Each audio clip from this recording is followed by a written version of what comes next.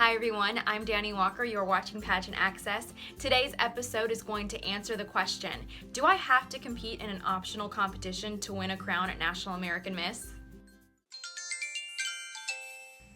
I know that this is a concern for a lot of contestants after they've competed in NAM for the first time. We do tend to see that the girls that are winning optional competitions, that are placing in optional competitions, tend to be the ones that go home with that state crown. Is that the case in every state?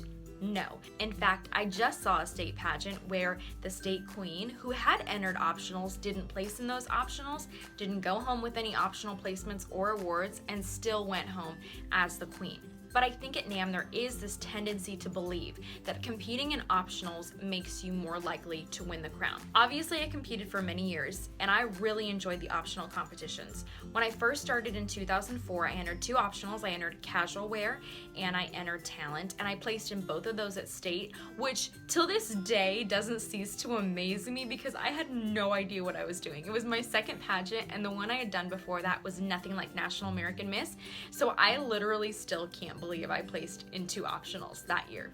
My mind is blown. I blew my own mind. I placed in those, but I didn't even place in semifinals. I didn't place for the Queen's Court. I didn't place in top 15, top 10.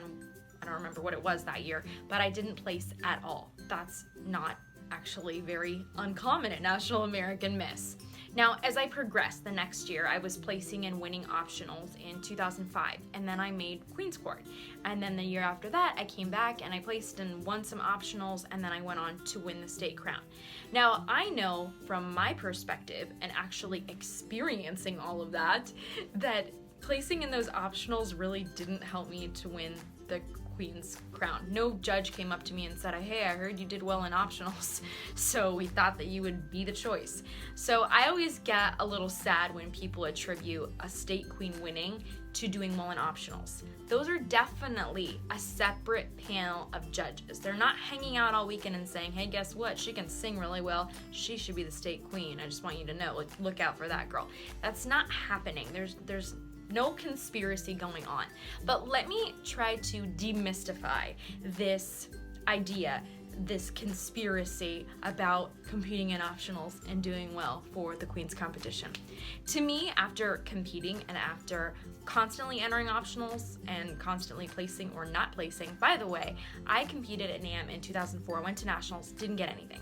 Went back the next year and once again placed in one optionals at state, went to nationals again, didn't get anything. And then the next year, of course, went to state, went to nationals, and started placing and winning these optional competitions. So it took me 3 years to do anything at the national pageant. It took me 3 years to get that state queen's title. I happen to be one of those girls who did optionals and then won. What's the connection there, if there is any? My belief is that if you have a girl who does well in spokesmodel and she wins spokesmodel, clearly she has a gift for public speaking. The chances of a girl who speaks well in spokesmodel doing well in intro are going to be pretty high. She's gonna have really great communication skills. So it's very likely that if she looks great in spokesmodel and speaks really well, she's gonna do the same in intro, she's gonna do the same in interview. That's why it makes sense that she's placing in the semifinals or winning. If she is a great dancer or a great singer, she has a lot of stage presence, she has a lot of natural confidence and charm, and probably has a really great smile. It makes sense that she would do well in the Queen's competition because all of that confidence is going to carry over. Ladies, when you see these girls that are doing well in optionals that are winning, it's not a conspiracy. It's that the same skills that they're using to win and place in optionals are also carried over to the Queen's competitions. So they're naturally more likely, in my opinion, to do very well for the Queen's competitions and be really great competitors. And I know that some girls choose not to compete in optionals because at their state pageant they have to recompete for optionals at the final pageant, and they feel that they want to solely focus on the Queen's competition. They don't care about optionals at all, and they also feel that if they did place in optionals that they would be really stressed out during the night of crowning, so they forego those, focus on the Queen's title, and go home winning that Queen's title. So girls, you do not have to enter optionals by any means.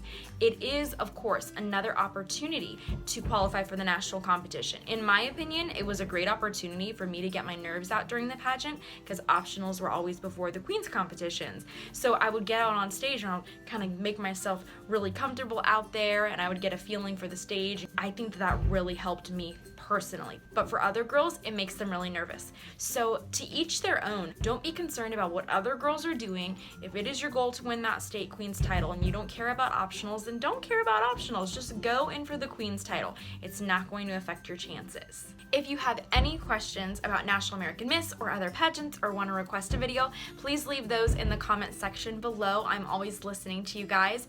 If you haven't already, subscribe to this channel. And if you guys want to follow me on social media, that is going to be right after this. So thank you guys for joining me for this episode.